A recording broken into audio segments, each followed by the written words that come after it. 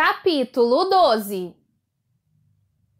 Os Baudelaire nunca tiveram muita oportunidade de usar a expressão "a sorte virou", pois ela se refere a uma situação que foi subitamente revertida. Portanto, os que antes estavam em uma situação de fraqueza se viram de repente em uma situação de força, ou vice-versa. Para os Baudelaire, a sorte tinha virado na Praia de Sal, onde receberam a notícia do terrível incêndio. E o Conde Olaf subitamente se tornou uma poderosa e terrível figura em suas vidas. Com o passar do tempo, os irmãos aguardaram e aguardaram que a sorte virasse de novo para que Olaf fosse derrotado de uma vez por todas e eles pudessem se ver livres das forças sinistras e misteriosas que ameaçavam engolfá-los. Mas a sorte das vidas dos Baudelaire parecia estar emperrada, deixando as crianças sempre em uma posição de miséria e desespero, enquanto o mal parecia triunfar à sua volta. Mas quando Violet abriu apressadamente a lata de wasabi que tinha guardada no bolso e com uma colher enfiou a mistura verde picante na boca ofegante de Sunny, pareceu que a sorte finalmente iria virar. Sunny engasgou quando o wasabi tocou sua língua, e os talos e pilhos do Mycelium medusoide estremeceram e pareceram encolher de medo do poderoso condimento japonês. Em pouco tempo, o fungo murchou e diminuiu, e o arquejar de Sunny foi se transformando em tosse, e a tosse em respirações profundas. E assim, a mais jovem dos Baudelaire começou a recobrar o alento, uma expressão que aqui significa recuperar as forças e a capacidade de respirar. A mais jovem dos Baudelaire segurou-se com firmeza nas mãos dos irmãos. Seus olhos se encheram de lágrimas, mas Violet e Klaus puderam ver que o Mycelium medusoide não iria triunfar. "Está funcionando", disse Violet. "A respiração de Sunny está voltando ao normal." "Sim", disse Klaus. "A sorte virou contra o fungo horroroso." "Água", disse Sunny, e seu irmão ergueu-se do chão da cozinha e se apressou em buscar um copo d'água.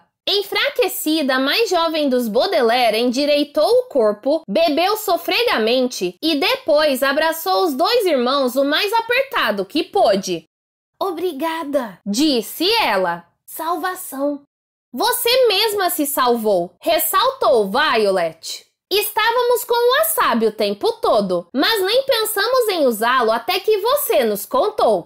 Sunny tossiu de novo e deitou-se no chão. "Exaurida", murmurou ela.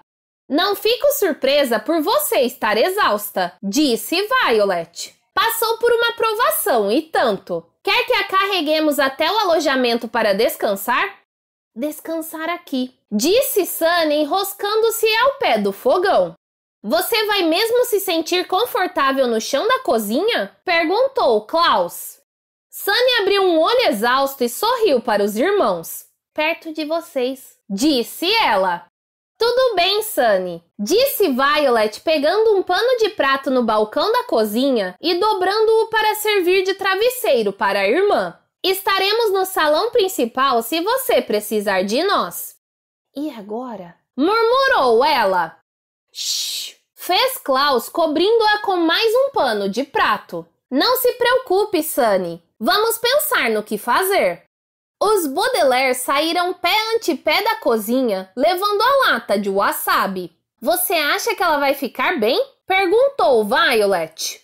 "Tenho certeza que sim", disse Klaus. "Depois de uma soneca ela vai ficar nova. Mas nós também precisamos comer um pouco de wasabi. Quando abrimos o capacete de mergulho, ficamos expostos ao Mycelium medusoide e precisamos de todas as nossas forças para escapar do Conde Olaf." Violet assentiu e enfiou uma colher de wasabi na boca, estremecendo violentamente quando o condimento tocou sua língua. "Sobrou uma última colherada", disse ela, passando a lata para o irmão. "Até que arranjemos mais um pouco de raiz forte para acabar de vez com aquele fungo, é melhor mantermos o capacete fechado." Klaus concordou com a cabeça, fechou os olhos e comeu o que restou do condimento japonês.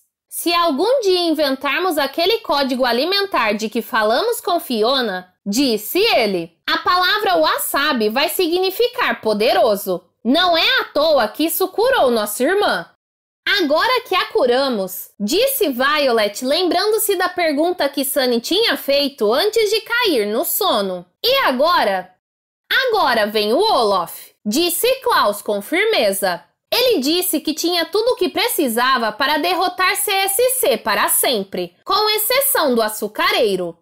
Você tem razão, disse Violet. A sorte tem que virar contra ele e nos fazer achar o açucareiro antes. Mas não sabemos onde está o açucareiro, disse Klaus. Alguém deve tê-lo tirado da gruta Gorgônia. Eu fico pensando... Começou Violet, mas ela nunca chegou a dizer o que ficava pensando, porque um barulho estranho a interrompeu. Era um zumbido, seguido por uma espécie de bip e outros ruídos que pareciam vir bem do fundo das máquinas do Queequeg. Por fim, uma luz verde se acendeu no painel e um objeto branco e fino começou a ser cuspido para fora de uma pequena fenda no painel. É um papel, disse Klaus. É mais que isso, disse Violet e avançou na direção do painel. A tira de papel se enrolou na mão dela logo que emergiu da fenda, como se a máquina estivesse impaciente para que a mais velha dos Baudelaire lesse a mensagem. Esse é o dispositivo telegráfico, e esse papel deve ser um boletim do Correio Subrepetício Cooperativo, completou Klaus.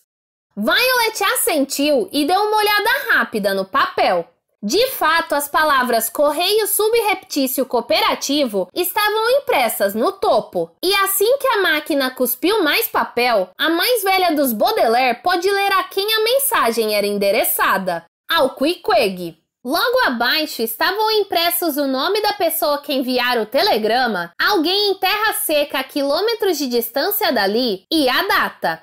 Era um nome que Violet quase não se atrevia a pronunciar em voz alta, apesar de sentir que vinha sussurrando-o para si mesma havia dias, desde que as águas geladas do arroio enamorado arrastaram para longe o jovem que significava tanto para ela. É de Quigley Quagmire, disse ela baixinho. Os olhos de Klaus se arregalaram de perplexidade. O que está escrito? Perguntou. Violet sorriu enquanto o telegrama acabava de ser impresso e seu dedo tocou o Q do nome do amigo. Era como se saber que Quigley estava vivo já fosse o suficiente. É de meu conhecimento que vocês têm 3 voluntários adicionais a bordo do Queequeg. Ponto. Leu ela lembrando-se de que ponto indicava o fim de uma sentença em um telegrama. Estamos desesperadamente necessitados dos serviços deles para uma questão da mais absoluta urgência. Ponto. Favor levá-los na terça-feira ao local indicado nos versos abaixo. Ponto. Ela correu os olhos pelo papel e franziu o senho pensativa. Depois vem 2 poemas, disse ela. Um de Lewis Carroll e outro de T.S. Eliot. Klaus tirou seu livro de lugar comum do bolso e folheou até encontrar o que estava procurando. Comunicação por semiflutuações em cânticos, disse ele.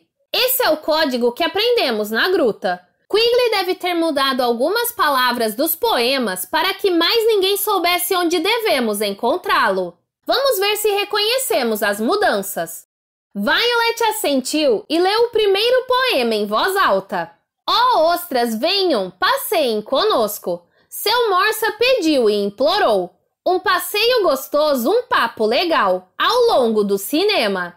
A última parte me parece errada, disse Violet. Não existiam cinemas quando Lewis Carroll estava vivo, disse Klaus. Mas quais são as verdadeiras palavras do poema? Não sei, disse Violet. Sempre achei Lewis Carroll esdrúxulo demais para o meu gosto. Eu gosto dele, disse Klaus, mas não sei seus poemas de cor. Leia o outro, talvez ajude. Violet assentiu e leu em voz alta.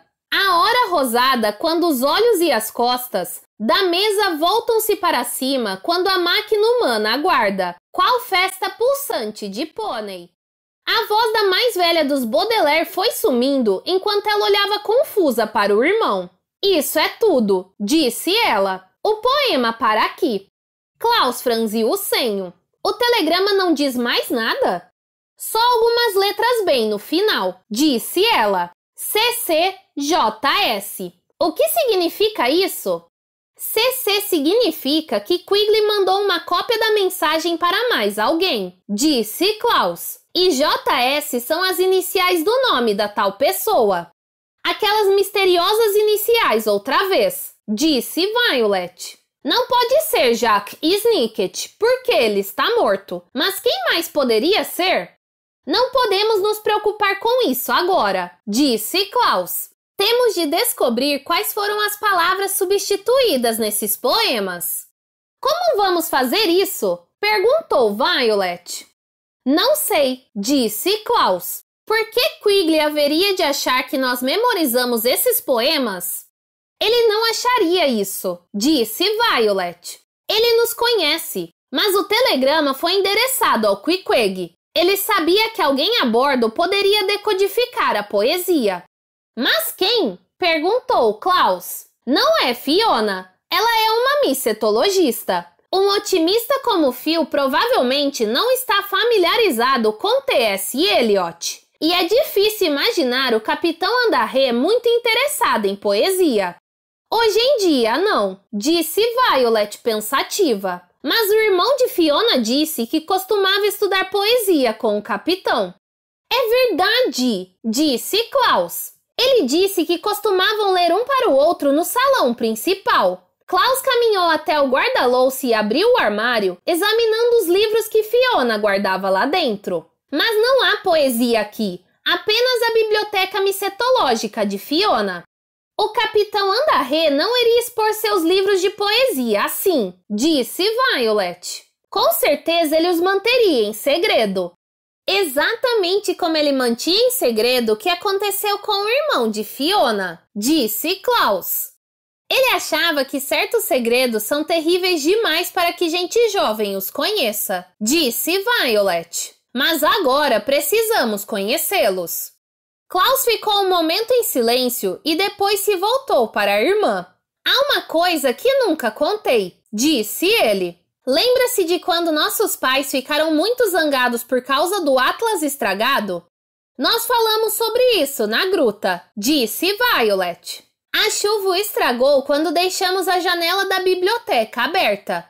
Não acho que essa tenha sido a única razão por que eles ficaram zangados, disse Klaus. Peguei aquele atlas na estante do alto, que só dava para alcançar pondo a escadinha em cima da cadeira. Eles não achavam que eu conseguiria chegar até lá. Por que isso os deixaria zangados? Perguntou Violet. Klaus baixou os olhos. É lá que eles deixavam os livros que não queriam que encontrássemos, disse ele. Eu estava interessado no Atlas, mas quando o tirei da estante, havia lá toda uma fileira de outros livros. Que espécie de livros? Perguntou Violet.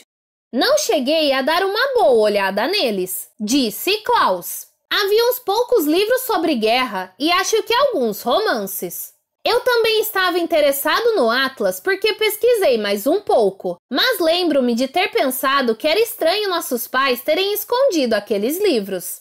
É por isso que ficaram tão zangados, penso eu, quando viram o Atlas na poltrona perto da janela. Naquele momento eu soube que tinha descoberto o segredo deles. Você chegou a examiná-los de novo? Perguntou Violet. Não tive oportunidade, disse Klaus. Eles mudaram os livros para outro esconderijo e nunca mais os vi. Talvez nossos pais pretendessem nos contar o que havia naqueles livros quando fôssemos mais velhos, disse Violet. Talvez, concordou Klaus, mas jamais saberemos. Nós os perdemos no incêndio. Os dois Baudelaire ficaram sentados em silêncio por um momento, olhando para o guarda-louça. E então, sem mais palavra, os dois irmãos subiram na mesa de madeira para abrir o armário do alto. Dentro havia uma pequena pilha de livros sobre assuntos enfadonhos, como educação de crianças, alimentação adequada e inadequada e o ciclo das águas. Mas quando as crianças empurraram aqueles livros para o lado, deram com o que estavam procurando. Elizabeth Bishop, disse Violet. Charles Simic, Samuel Taylor Coleridge, Franz Wright, Daphne Gottlieb. Aqui há todos os tipos de poesia.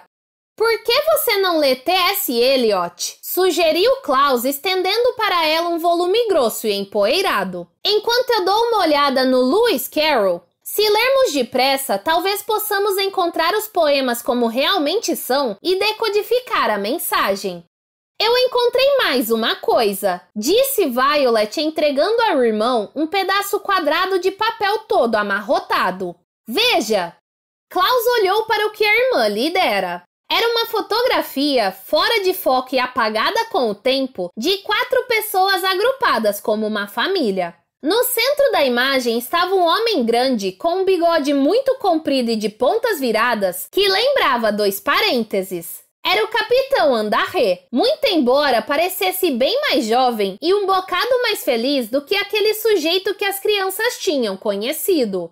Estava rindo, e seu braço estava em volta de alguém que os 2 Baudelaire reconheceram como o homem de mãos de gancho, muito embora na fotografia ele não tivesse ganchos. Ambas as mãos estavam perfeitamente intactas, uma pousada no ombro do capitão e a outra apontando para quem estava tirando a fotografia. E ele era suficientemente jovem para ser ainda chamado de adolescente. Do outro lado do capitão estava uma mulher que também sorria, e em seus braços havia um bebê usando um pequenino par de óculos triangulares. Essa deve ser a mãe de Fiona, disse Klaus, indicando a mulher sorridente. Olhe, disse Violet, apontando para a parede atrás da família. A foto foi tirada a bordo do Queequeg. Ali está a ponta da placa com a filosofia de vida do capitão. Aquele que vacila está perdido. A família inteira está perdida, quase, disse Klaus mansamente. A mãe de Fiona está morta. O irmão juntou-se à trupe do Conde Olof. E quem sabe quem é o seu padrasto realmente? Ele pôs a fotografia de lado, abriu seu livro de lugar comum e o folheou até o começo, onde tinha colado outra fotografia. Essa fotografia, tirada havia muito tempo, também tinha 4 pessoas. Embora uma delas estivesse virada de costas para a câmera, sendo portanto impossível dizer quem era. Klaus guardava a foto desde que as crianças a encontraram no hospital Heinrich e olhava para ela todos os dias. Contemplava os rostos de seus pais e lia e relia a única frase escrita à máquina acima da imagem. Devido às evidências discutidas na página 9, dizia a frase: os peritos agora suspeitam que possa haver de fato um sobrevivente do incêndio, mas seu paradeiro é desconhecido. Por um bom tempo, os Baudelaire acharam que isso significava que um de seus pais ainda estava vivo afinal, mas agora tinham quase certeza de que não era isso. Violet e Klaus olharam de uma foto para outra, imaginando uma época em que ninguém que aparecia nas fotos estava perdido e todos eram felizes. Klaus suspirou e olhou para a irmã. Talvez não devêssemos ficar vacilando aqui, disse Klaus. Talvez devêssemos salvar o nosso capitão em vez de ficar lendo livros de poesia e olhando velhas fotografias. Não quero perder Fiona. Fiona está segura com o irmão dela, disse Violet. E tenho certeza de que vai juntar-se a nós assim que puder. Precisamos decodificar essa mensagem ou então perderemos tudo. Nesse caso, aquele ou aquela que vacila está perdido. E se decodificarmos a mensagem antes de Fiona chegar? Perguntou Klaus. Devemos esperar que ela se junte a nós? Não vai ser preciso, disse Violet. Nós 3 podemos perfeitamente operar este submarino sem ela. Se consertarmos a vigia, provavelmente poderemos manobrar o Queequeg para fora do Carmelita. Não podemos abandoná-la aqui, disse Klaus. Ela não nos abandonaria. Você tem certeza? Perguntou Violet. Klaus suspirou e olhou de novo para a foto. Não, disse ele. Vamos pôr mãos à obra. Violet balançou a cabeça, concordando. E os dois Baudelaire arquivaram a discussão, uma expressão que aqui significa interromperam temporariamente a conversa, e desarquivaram os livros de poesia a fim de pôr mãos à obra na decodificação da comunicação por semiflutuações em cânticos de Quigley. Já se passara algum tempo desde a época em que os Baudelaire conseguiam ler em um lugar confortável, e as crianças ficaram contentes por estar folheando livros em silêncio, procurando certas palavras e até fazendo algumas anotações. Ler poesia, mesmo quando seu objetivo é encontrar uma mensagem secreta escondida nele, pode muitas vezes dar uma sensação de poder. Assim como você se sente poderoso quando é o único que trouxe um guarda-chuva em um dia de chuva, ou o único que sabe como desatar nós quando é feito refém. A cada poema, as crianças se sentiam mais e mais poderosas. Ou como elas poderiam ter dito no seu código alimentar, mais e mais wasabi. E até o momento em que os dois voluntários foram interrompidos, a sensação era de que a sorte estava prestes, apenas prestes a virar a seu favor. Lanche! Anunciou uma voz alegre abaixo deles. E Violet e Klaus ficaram contentes ao ver a irmã emergindo da cozinha com um pequeno prato na mão. Sunny! Exclamou Violet. Pensamos que você estivesse dormindo. Recobrei, disse a mais jovem dos Baudelaire, o que queria dizer qualquer coisa na linha D. Tirei uma soneca rápida e quando acordei me senti disposta para preparar algo de comer. Estou com um pouco de fome, admitiu Klaus. O que você fez para nós? Amuse-bouche, disse Sunny, o que queria dizer alguma coisa como pequenos sanduíches de castanhas com patê de queijo e sementes de gergelim. São muito gostosos, disse Violet. E as três crianças dividiram o prato de amuse-bouche, enquanto os Baudelaire mais velhos puseram Sunny ao corrente da situação. Uma expressão que aqui significa contaram à irmã tudo o que aconteceu enquanto ela sofria dentro do capacete de mergulho. Contaram a ela sobre o terrível submarino que engolira o Queequeg e o terrível vilão que encontraram lá dentro. Descreveram as circunstâncias hediondas em que se encontravam os escoteiros da neve e sobre as roupas hediondas usadas por Esme Squalor e Carmelite Spatz. Contaram a ela sobre o correio subreptício cooperativo e a comunicação por semiflutuações em cânticos que estavam tentando decodificar. E finalmente contaram a ela sobre o homem de mãos de gancho, o irmão perdido havia muito tempo de Fiona, que possivelmente se juntaria a eles a bordo do Queequeg. Perifido, disse Sunny o que queria dizer. Seria insensato confiar em um dos asseclas de Olaf. Nós não confiamos nele, disse Klaus. Não de verdade. Mas Fiona confia, e nós confiamos em Fiona. Volátil, disse Sunny. Sim, admitiu Violet. Mas não temos muita escolha. Estamos no meio do oceano e precisamos chegar até a praia, disse Klaus e ergueu o livro de poesias de Lewis Carroll. Acho que resolvemos uma parte da comunicação por semiflutuações em cânticos. Lewis Carroll tem um poema chamado A Morsa e o Carpinteiro. Havia alguma coisa sobre uma morsa no telegrama, disse Violet.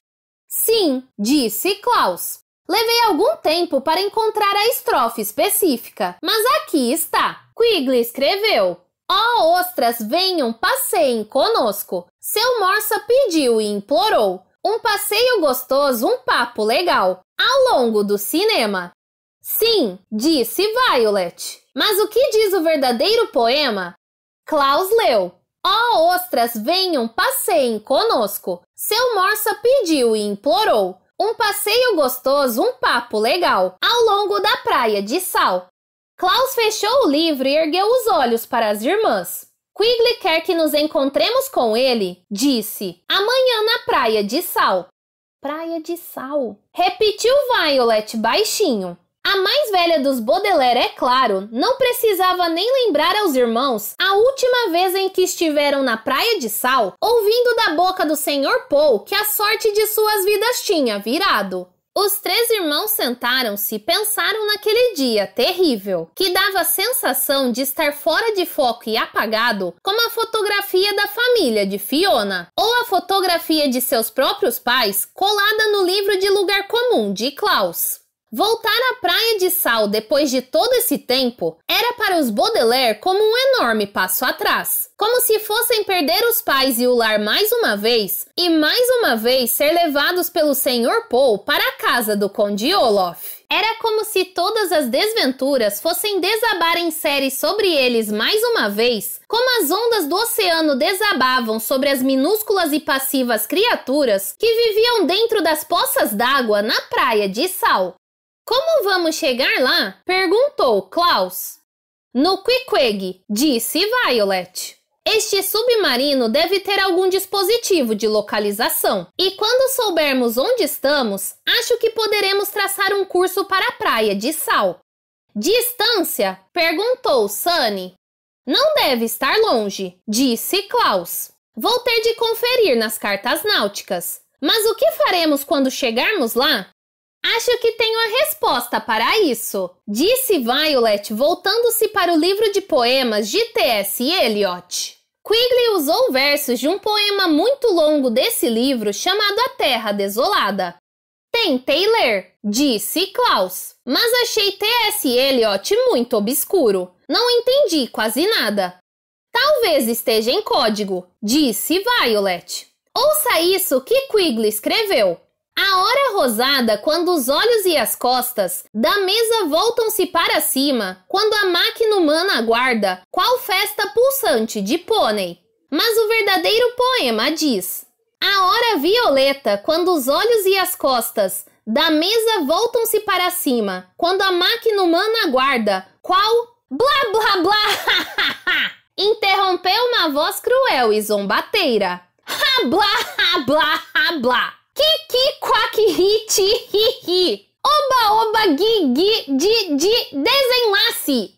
Os Baudelaire ergueram os olhos de seus livros para encarar o Conde Olaf, que já avançava pela vigia para cima da mesa de madeira. Atrás dele estava Esme Scholar, com um sorriso escarninho por trás do capuz de polvo. E as crianças ouviram os desagradáveis passos chapinhantes dos horrorosos sapatos cor-de-rosa de Carmelita Spatz, que enfiou a cara ornamentada de corações no submarino e deu uma risadinha asquerosa. Estou mais feliz que porco comendo toucinho, exclamou o Conde Olaf. Estou me coçando que nem um caucasiano queimado de sol. Estou me sentindo mais alegre que uma cova recém-aberta. Estou tão despreocupado que as pessoas preocupadas vão me bater com cacetetes da mais pura e desenfreada inveja. Banete! Quando passei pelo calabouço para ver como ia o meu capanga e descobri que vocês órfãos tinham fugido da raia, fiquei com medo de que tivessem escapulido ou que estivessem sabotando o meu submarino ou até enviando um telegrama de socorro. Mas eu devia saber que vocês são bobocas demais para fazer algo de útil. Olhem para vocês, órfãos, lanchando e lendo poesias, enquanto as pessoas poderosas e bonitas do mundo gargalham em triunfo. Garganta na faca!